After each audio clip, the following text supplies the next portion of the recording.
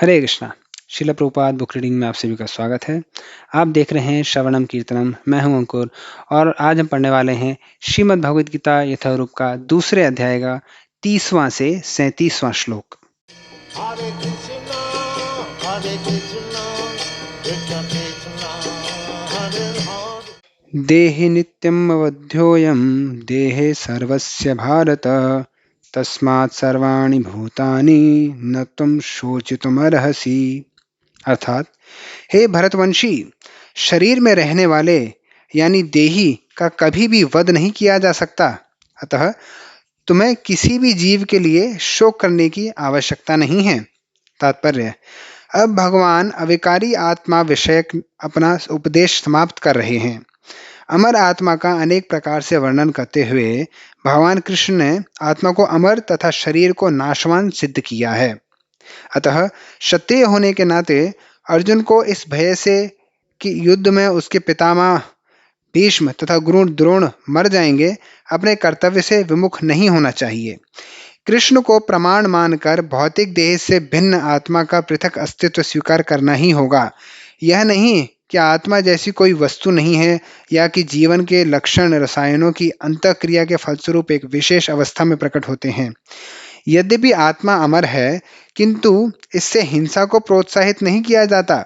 फिर भी युद्ध के समय हिंसा का निषेध नहीं किया जाता, क्योंकि तब उसकी इसकी आवश्यकता रहती है। ऐसी आवश्यकता को भगवान की आज्ञा के आधार पर उचित ठहराया जा सकता है, स्वेच्छा से नहीं। 31वां श्लोक। स्वधर्मम् अपि चावेक्ष्य न विकम्पितुमर्हसि धर्माधियुद्धात् श्रेयोऽन्यत् क्षत्रियस्य न विद्यते। अर्थात, क्षत्रिय होने के नाते अपने विशिष्ट धर्म का विचार करते हुए तुम्हें जानना चाहिए कि धर्म के लिए युद्ध करने से बढ़कर तुम्हारे लिए अन्य कोई कार्य नहीं है। अतः तुम्हें संकोच करने की कोई आवश्यकता नहीं है। तात्पर्य: सामाजिक व्यवस्था के 4 वर्णों में द्वितीय वर्ण उत्तम शासन के लिए है और क्षत्रिय कहलाता है। क्षत का अर्थ है चोट खाया हुआ। जो क्षति से रक्षा करे वह क्षत्रिय कहलाता है। त्रायते, रक्षा प्रदान करना। क्षत्रियों को वन में आखेट करने का प्रशिक्षण दिया जाता है। क्षत्रिय जंगल में जाकर शेर को ललकारता और उससे आमने सामने अपनी तलवार से लड़ता था। शेर की मृत्यु होने पर उसकी राजसी ढंग से अंत्येष्टि की जाती थी। आज भी जयपुर रियासत के क्षत्रिय राजा इस प्रथा का पालन करते हैं। क्षत्रियों को विशेष रूप से ललकारने तथा मारने की शिक्षा दी जाती है, क्योंकि कभी-कभी धार्मिक हिंसा अनिवार्य होती है। इसलिए क्षत्रियों को सीधे संन्यासाश्रम ग्रहण करने का विधान नहीं है। राजनीति में अहिंसक कूटनीतिक चाल हो सकती है, किंतु यह कभी भी कारण या सिद्धांत नहीं रही। धार्मिक संहिताओं में उल्लेख मिलता है, आहवेषु मिथ्योन्योयम जिघांसन्तो महीक्षितः युद्धमाना परं शक्त्वा स्वर्गं यान्ते पराङ्मुखाः यज्ञेषु पशवो ब्रह्मन् हन्यन्ते सततं द्विजः संस्कृताः किल मंत्रैश्च चेपि स्वर्गम अवाप्नुवन्। अर्थात, युद्ध में विरोधी ईर्ष्यालु राजा से संघर्ष करते हुए मरने वाले राजा या क्षत्रिय को मृत्यु के अनंतर वे ही उच्च लोक प्राप्त होते हैं जिनकी प्राप्ति यज्ञाग्नि में मारे गए पशुओं को होती है।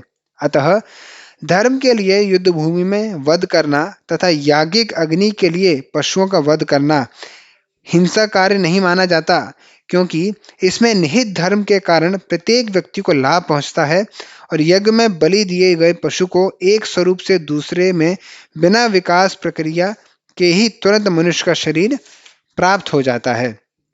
इसी तरह युद्ध भूमि में मारे गए क्षत्रिय यज्ञ संपन्न करने वाले ब्राह्मणों को प्राप्त होने वाले स्वर्गलोक में जाते हैं। स्वधर्म 2 प्रकार का होता है। जब तक मनुष्य मुक्त नहीं हो जाता, तब तक मुक्ति प्राप्त करने के लिए धर्म के अनुसार शरीर विशेष के कर्तव्य करने होते हैं। जब वह मुक्त हो जाता है तो उसका विशेष कर्तव्य या स्वधर्म आध्यात्मिक हो जाता है और देहात्म बुद्धि में नहीं रहता। जब तक देहात्म बुद्धि है, तब तक ब्राह्मणों तथा क्षत्रियों के लिए स्वधर्म पालन अनिवार्य होता है। स्वधर्म का विधान भगवान द्वारा होता है, जिसका स्पष्टीकरण चतुर्थ अध्याय में किया जाएगा। शारीरिक स्तर पर स्वधर्म को वर्णाश्रम धर्म अथवा आध्यात्मिक बोध का प्रथम सोपान कहते हैं। वर्णाश्रम धर्म अर्थात प्राप्त शरीर के विशिष्ट गुणों पर आधारित स्वधर्म की अवस्था से मानवीय सभ्यता का शुभारंभ होता है। वर्णाश्रम धर्म के अनुसार किसी कार्य क्षेत्र में स्वधर्म का निर्वाह करने से जीवन के उच्चतर पद को प्राप्त किया जा सकता है। 32वां श्लोक। यद्रेच्छया चोपपन्नं स्वर्गद्वारम् अपावृतं सुखिनः क्षत्रियाः पार्था लभन्ते युद्धम ईदृशम। अर्थात, हे पार्थ, वे क्षत्रिय सुखी हैं जिन्हें ऐसे युद्ध के अवसर अपने आप प्राप्त होते हैं, जिससे उनके लिए स्वर्गलोक के द्वार खुल जाते हैं। तात्पर्य: विश्व के परम गुरु भगवान कृष्ण अर्जुन की इस प्रवृत्ति की भर्त्सना करते हैं जब वह कहता है कि उसे इस युद्ध में कुछ भी तो लाभ नहीं दिख रहा है, इससे नरक में शाश्वत वास करना होगा। अर्जुन द्वारा ऐसे वक्तव्य केवल अज्ञानजन्य थे। वह अपने स्वधर्म के आचरण में अहिंसक बनना चाह रहा था, किंतु एक क्षत्रिय के लिए युद्ध भूमि में स्थित होकर इस प्रकार अहिंसक बनना मूर्खों का दर्शन है।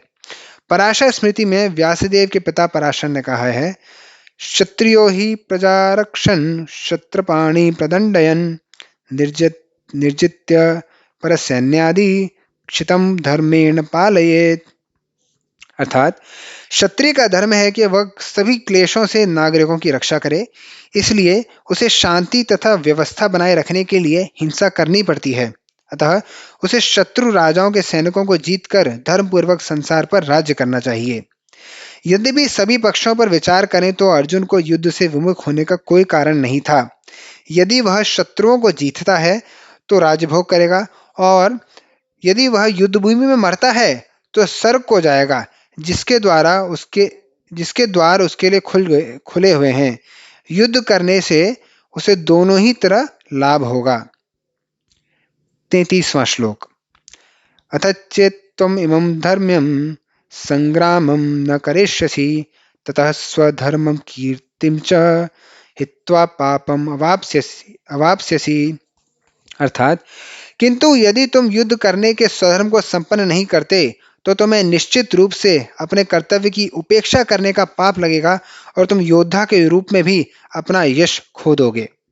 अर्थात, अर्जुन विख्यात योद्धा था जिसने शिव आदि अनेक देवताओं से युद्ध करके यश अर्जित किया था। शिकारी के वेश में शिवजी से युद्ध करके तथा उन्हें हराकर अर्जुन ने उन्हें प्रसन्न किया था और वर के रूप में पाशुपतास्त्र प्राप्त किया था।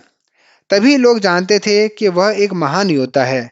स्वयं द्रोणाचार्य ने उसे आशीष दिया था और एक विशेष अस्त्र प्रदान किया था, जिससे वह अपने गुरु का भी वध कर सकता था।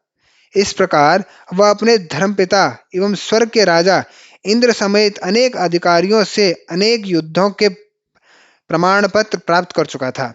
किंतु यदि वह इस समय युद्ध का परित्याग करता है तो वह न केवल क्षत्रिय धर्म की उपेक्षा का दोषी होगा, अपितु उसके यश की भी हानि होगी और वह नरक जाने के लिए अपना मार्ग तैयार कर लेगा।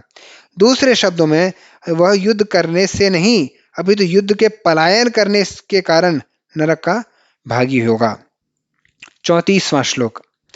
अकीर्तिं चापि भूतानि कथयिष्यन्ति ते व्ययाम् संभवावितस्य च कीर्तिर्मरणाद् अतिरिच्यते। अर्थात, लोग सदैव तुम्हारे अपयश का वर्णन करेंगे और सम्मानित व्यक्ति के लिए अपयश तो मृत्यु से भी बढ़कर है।